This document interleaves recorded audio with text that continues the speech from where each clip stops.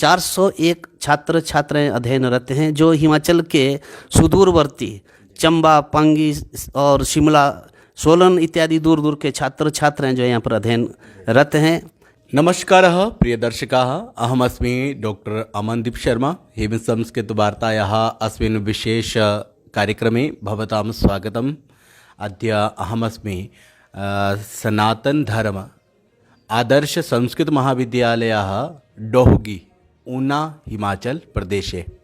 अत्र अस्माभिः सार्धमस्ति अत्रत्यः प्राचार्यमहोदयः डॉक्टर लाल सिंह पठानिया महोदयः। अद्य हिम संस्कृतवार्तायां महोदयस्य स्वागतं कुर्मः। महोदयः स्वागतमस्ति। धन्यवाद जी महोदय, तो अद्य भवतां महाविद्यालयस्य विषये एव चर्चां कुर्मः। सर्वादौ तु भवतां यः महाविद्यालयः अस्ति बहु सुन्दरमस्ति तथा च ख्यातिलब्धः अस्ति। तो वयम् अस्मिन् विषये किमपि ज्ञातुं शक्नुमः इदानीं। तो अस्य एव अस्माकं भावः अस्ति। तो कृपया अस्य महाविद्यालयस्य यद् इतिहासः अस्ति तथा च अत्र कीदृशी व्यवस्था अस्ति एतद्विषये भवन्तः अस्माकं ये दर्शकाः सन्ति तान् ज्ञापयन्तु। सर्वेषां भवतीनां च दर्शकानाम् अहं महाविद्यालयपरिवारपक्षतः स्वागतं धन्यवादं च व्याहरामि।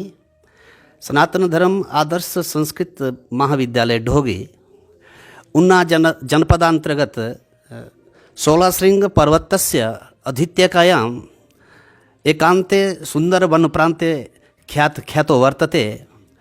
आभारते यद्यपि अस्य महाविद्यालयस्य स्थापना 1928 स्वतन्त्रताया पूर्वम् अत्रत्य ग्रामवासिभिः संस्कृत पाठशाला रूपेण अस्य स्थापना कृता वर्तते।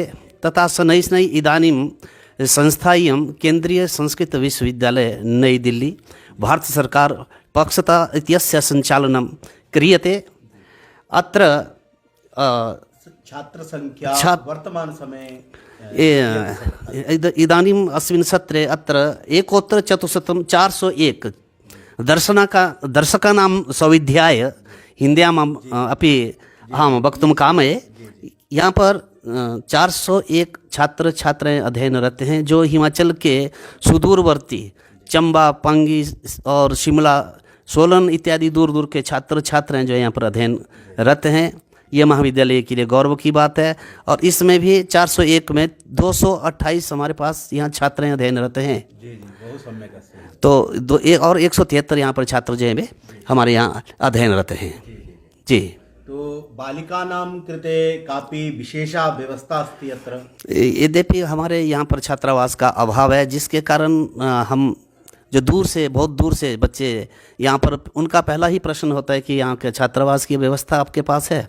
तो जिसके अभाव में हमारे यहाँ छात्र संख्या का ह्रास भी हम इसको मानते हैं, क्योंकि जो बाहर से इतने दूर से जो बच्चा यहाँ पर साल में 1 या 2 बार मुश्किल से जो घर जा सकता है, तो उसके रहने की, लेकिन फिर भी यहाँ की जो स्थानीय जनता का हमें पूर्ण सहयोग मिलता है। यहाँ पर बड़ी आसानी से, सरलता से छात्रों को रहने के लिए आवास में उपलब्ध हो जाते हैं। इसलिए हम प्रयास करेंगे भविष्य में कि भारत सरकार से हम अपने छात्र संख्या को लेकर के, और विशेष करके जो छात्राएं हैं यहाँ पर, हमारे छात्राओं के लिए एक आवास की व्यवस्था होती है, तो उसके लिए भी हम प्रयास करेंगे। अत्र कति शिक्षकाः इदानीं सन्ति तथा च के विषयाः प्राधान्येन अत्र पाठयन्ति? अत्र वेद, व्याकरण, साहित्य, दर्शन, ज्योतिष के अतिरिक्त आधुनिक विषयों का भी पठन पाठन होता है। अंग्रेजी, हिंदी, पॉलिटिकल साइंस, और कुल मिलाकर के हमारे पास अभी 11 प्राध्यापक हैं। और दूसरा जो हमारा अतिरिक्त जो कार्यालयीय स्टाफ है, कुल मिलाकर के यहाँ पर 20-22 का पूरा स्टाफ हमारा है। जी जी जी। प्रायः दृश्यते यत् अस्माकं संस्कृतमहाविद्यालयेषु छात्राणां संख्या तो अस्ति, परञ्च शिक्षकाणां तत्र व्यवस्था न भवति। नहीं, हाँ, तो इसके लिए तो मैं भारत सरकार का और माननीय अपने कुलपति का बहुत ही आभार व्यक्त करूंगा, क्योंकि इस वर्ष जो है वो जो हमारे पास पद सृजित नहीं भी थे, वैसे हमें एक ज्योतिष का, हमारे पास एक ही पद सृजित है, स्वीकृत पद एक ही था, लेकिन छात्र संख्या को लेकर के मैंने आग्रह किया था, तो वर्तमान सत्र में हमें एक अतिथि शिक्षक ज्योतिष का मिला है। वेद के हमारे अतिथि शिक्षक आए हैं, दर्शन है, ज्योतिष है। इसके अतिरिक्त बाकी जो 6-7 जो हैं वे एसोसिएट प्रोफेसर, लगभग सभी जो है एसोसिएट प्रोफेसर पद पर हैं। 30-30, 35-35 वर्षों का शिक्षण अनुभव है। बहु सम्यक् अस्ति। जी जी। अत्र निर्धनानां ये निर्धन छात्राः आगच्छन्ति कदाचित्, तेषां कृते कापि जी व्यवस्था? हाँ, ये पहले तो भारत सरकार की ओर से, केंद्रीय संस्कृत विश्वविद्यालय की ओर से समस्त छात्रों के लिए, लेकिन उनका जो एक मापदंड रखा है, जैसे 70% यदि अंक हैं तो सभी के लिए जो है वो छात्रवृत्ति का प्रावधान रखा गया है।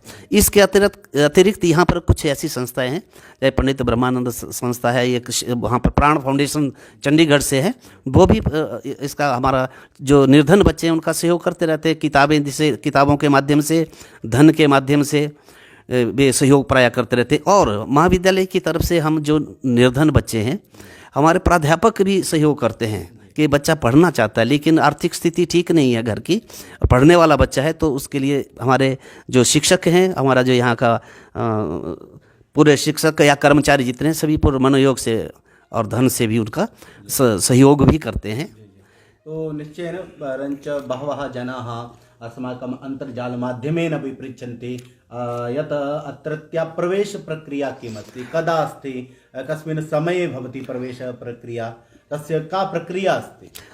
सामान्यतः विश्वविद्यालय के जो नियम है, उस नियम के अनुसार ही, जैसे 10वीं का जब 10वीं बोर्ड का जैसे परीक्षा परिणाम निकलता है, उसके 10 दिन के बाद यहाँ पर +1 में प्राक शास्त्री प्रथम में प्रवेश लिया जा सकता है।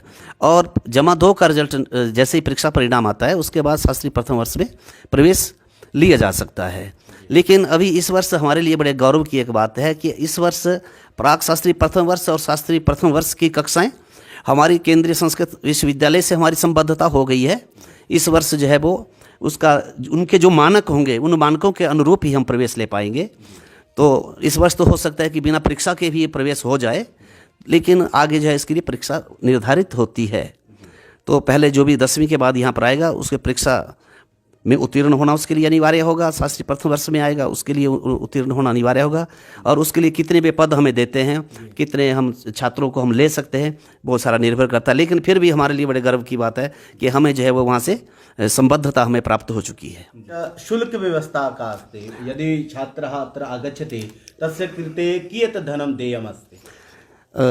मान्यवर, ऐसा है कि जो विश्वविद्यालय के द्वारा जो निर्धारित है शुल्क, केवल उन्हीं का ही यहाँ पर ग्रहण किया जा सकता है। उससे अतिरिक्त हम कोई शुल्क नहीं ले पाते, हम ले भी नहीं सकते। सामान्य शुल्क है, कई 5 रुपये है, किसी का 10 रुपये, ऐसे ऐसे करके 2-2.5 हज़ार रुपये बड़ी मुश्किल से बनते हैं।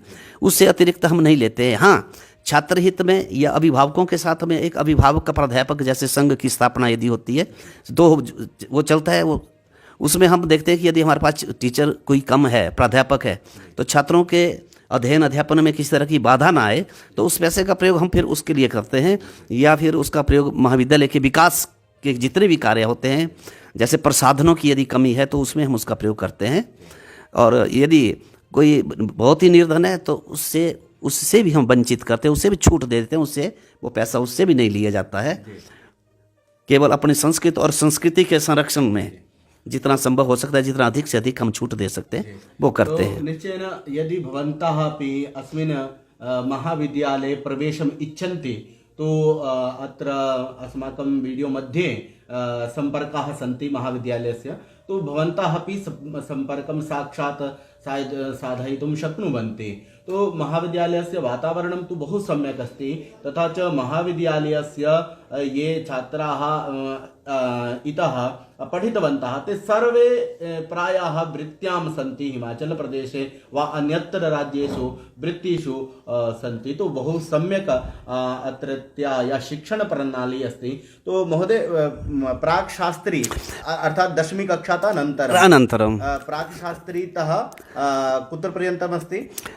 अहम् अस्मिन् वर्षे आचार्यपर्यन्तं अत्र अच्छा एम् ए संस्कृत अत्र पठनस्य व्यवस्था अस्ति तो भवन्तः अपि अत्र आगन्तुं शक्नुवन्ति तथा च अन्ये ये जनाः सन्ति तान् अपि प्रेरयन्ति तो अद्य महोदयस्य बहु बहु धन्यवादः अस्ति यद् अस्माभिः सार्धं संवादः स्थापितः अस्ति तो पुनर्मिलामः भवद्भिः सार्धं जयतु संस्कृतं जयतु भारत।